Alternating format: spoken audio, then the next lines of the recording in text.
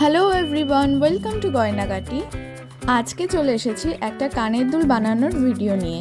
একদম শুরুতেই মাউন্ট বোর্ডের ওপর কানের দুলের একটা শেপ আমি ড্র করে নিয়েছি। এটাকে আপনারা আপনাদের চয়েস অনুযায়ী ছোট বা বড় করতে পারেন। এই শেপটাকে এবারে আমি একদম নিখুঁতভাবে কেটে নিচ্ছি।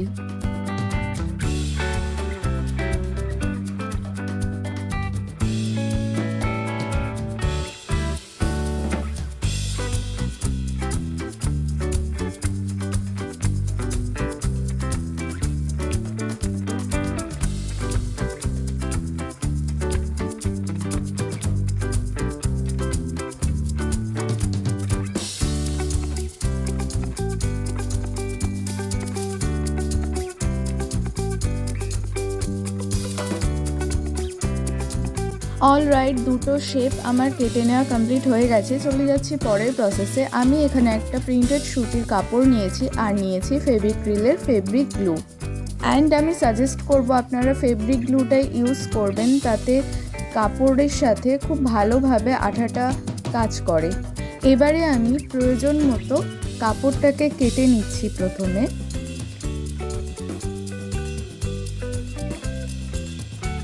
একটা কথা বলে রাখি, এই ধরনের কাজ করার সময় কিন্তু কোনো রকম কিপটেমি করলে চলবে না।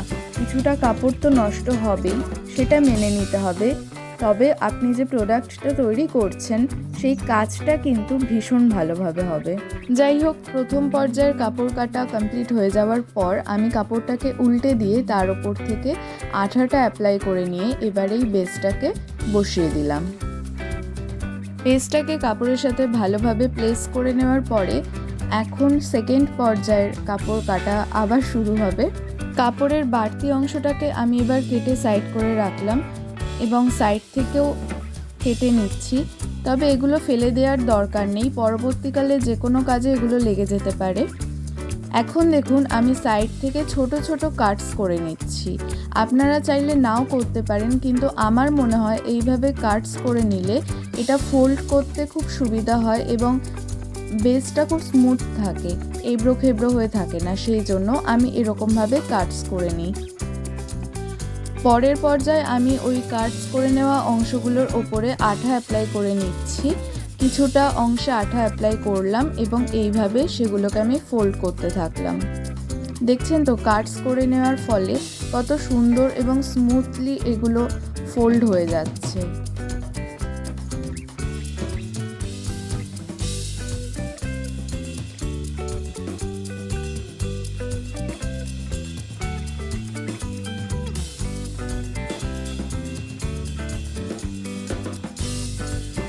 সমস্তটা কভার করে নেওয়ার পর যে এক্সট্রা অংশটা উপরের দিকে বেরিয়ে রয়েছে ওটাকে আমি কাঁচি দিয়ে কেটে নেব।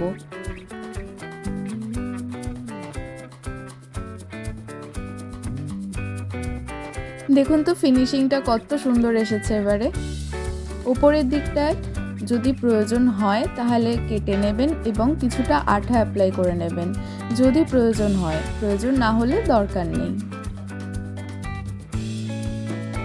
সো একটা বেসে তো আমার কাপড় দিয়ে কভার করে নেওয়া কমপ্লিট হয়ে গেছে।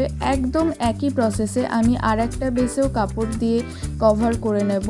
তার জন্য প্রথমে কাপড়ের এক্সট্রা অংশটাকে আমি কেটে বাদ দিয়ে দিলাম এবং চারিধার থেকে ছোট ছোট কাটস করে নিয়েছি।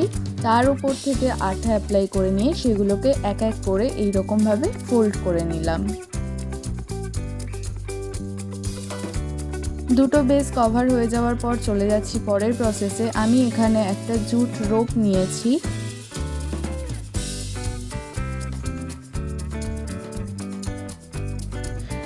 রোপটার একদম প্রথম প্রান্তে আমি কিছুটা আঠা অ্যাপ্লাই করছি। এখানেও কিন্তু আমি ফেব্রিক গ্লুই ইউজ করছি, এটা যথেষ্ট ভালো এই সমস্ত কাজের জন্য। এবারে জুট রোপটাকে আমি কয়েলের মতো করে পেঁচাতে থাকছি আর সাথে সাথে আঠাও অ্যাপ্লাই করতে থাকছি। প্রসেসটা দেখতে একটু মেসি হতে পারে এবং প্রথমের দিকে করতে গেলে একটু ডিফিকাল্ট লাগতেও পারে, কিন্তু ট্রাস্ট মি, এটা একবার যখন আপনি কমপ্লিট করবেন দেখতে কিন্তু বেশ ভালো লাগবে। এই কাজটা যারা প্রথম প্রথম করছেন আমি সাজেস্ট করব একদম তাড়াহুড়ো করবেন না, খুব স্লো প্রসেসে হালকা হাতে করবেন। এবার আমি বেসটা নিয়ে একটুখানি দেখে নিলাম যে আমাকে কয়েলটাকে আরও বড় করতে হবে নাকি ওটুকুই ঠিক আছে। অ্যান্ড দেখার পর আমার মনে হলো যে আরেকটু যদি আমি কয়েলটা বড় করি তাহলে মানানসই হবে, দেখতে সুন্দর লাগবে। এই ধরনের জুয়েলারি মেকিংগুলো কিন্তু একটা আর্ট, এবং আর্টের কোনো নির্দিষ্ট নিয়ম হয় বলে আমার তো মনে হয় না। সেই জন্য আমি এভাবেই একটু মেজারমেন্ট করে দেখে নিই, আমার চোখে যেটাকে ভালো লাগে আমি সেভাবেই কাজটা করি। তো মোটামুটি একটা শেপ আমি নিয়ে চলে এসেছি এবং দড়িটাকে কেটে নিয়ে শেষ প্রান্তটাতে আমি আঠা অ্যাপ্লাই করে নিয়ে একটুখানি এভাবেই চেপে ধরে আছি যাতে আঠাটা ভালোভাবে অ্যাটাচ হয়ে যায়। দড়ির ওপরে আঠাগুলো কাজ করতে একটু বেশি সময় নেয় তুলনামূলকভাবে। যাই হোক, আঠাটা অ্যাটাচ হয়ে গেছে এবং ফ্রন্টের যে সাইডটা ছিল সেখানটাতে আমি আঠা অ্যাপ্লাই করে নিয়েছি পুরোটাতেই। এবার এটাকে আমি এই বেসের নিচের দিকটাতে বসিয়ে দিলাম। এগেইন এখানে কোনো নির্দিষ্ট নিয়ম কিন্তু নেই যে আপনি কতটা অংশ বাইরের দিকে রাখবেন বা কতটা আপনি ওপরের দিকে তুলবেন। এটাও সম্পূর্ণ আপনার নিজস্ব চয়েস, আপনার চোখে যেটা ভালো লাগছে, যেটা মানানসই লাগছে আপনি ঠিক সেভাবেই করবেন।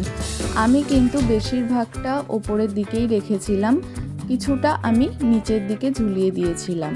এরপরে আমি কিছুক্ষণ এটাকে শুকোতে রেখে দিয়েছিলাম।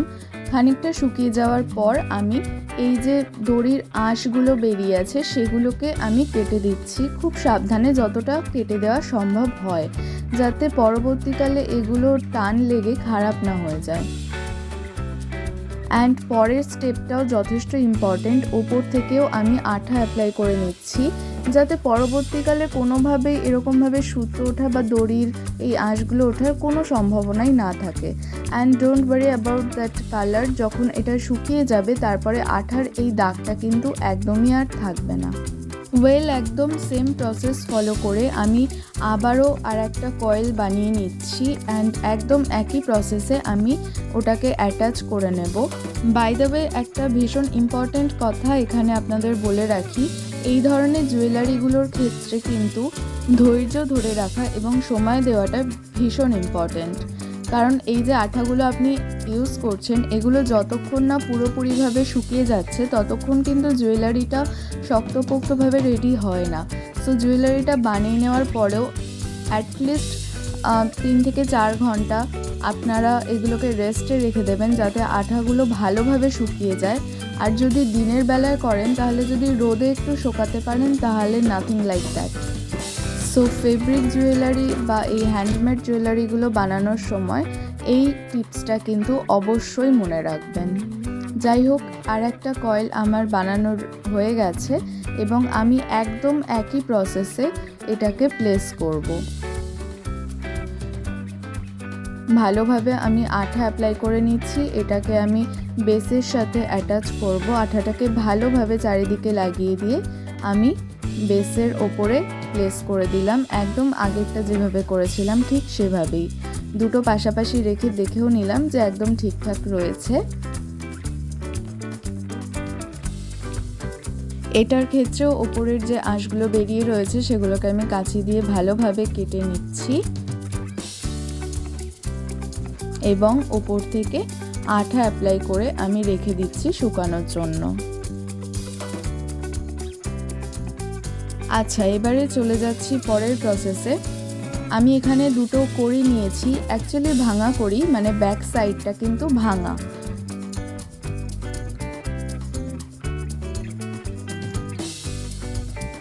এখানেও আমি ফেব্রিক গ্লু ইউজ করছি। কড়িটার যে ব্যাক সাইডটা আছে মানে ভাঙা যে দিকটা রয়েছে সেটাতে আমি ভালো মতো আঠা অ্যাপ্লাই করে নিলাম।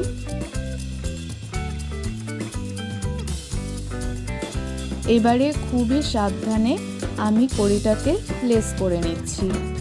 আবারও একই কথা বলবো, এটাকে আপনি একদম মাঝ বরাবর রাখবেন নাকি একটুখানি নিচুর দিকে রাখবেন এটা সম্পূর্ণ আপনার নিজস্ব চয়েস।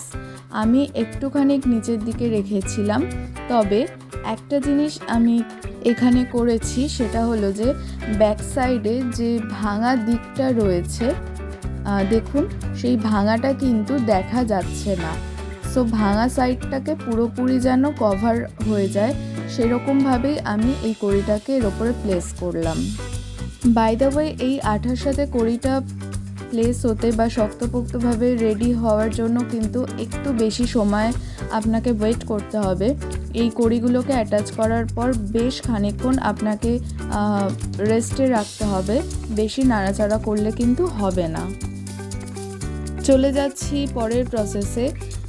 একই শেপে আমি দুটো কাপড় কেটে রেখেছি আর নিয়েছি এই বেসটাকে, এটাকে কানের দুলের ব্যাক সাইডে অ্যাটাচ করব। তো কাপড়টাকে আমি প্রথমে নিয়েছি এবং এর সাথে ওই যে কানের দুলের বেসটা আছে সেটাকে আমি এইভাবে অ্যাটাচ করে নিচ্ছি।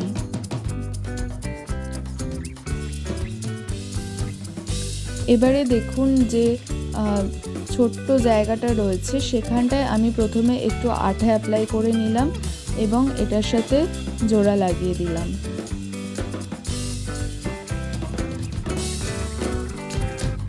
এবারে কানের দুলটাকে নিয়ে এলাম ব্যাক সাইডে, আমি এখন ভালো মতো আঠা অ্যাপ্লাই করে নিচ্ছি।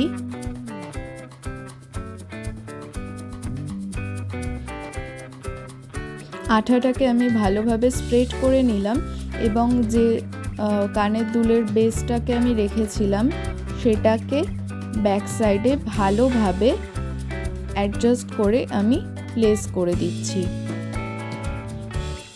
ব্যাক সাইডের কাপড়টা যদি বেশিও হয় তাতেও কোনো সমস্যা নেই, সেটা আপনি কাঁচি দিয়ে কেটে দিতে পারবেন আপনার সুবিধা মতো।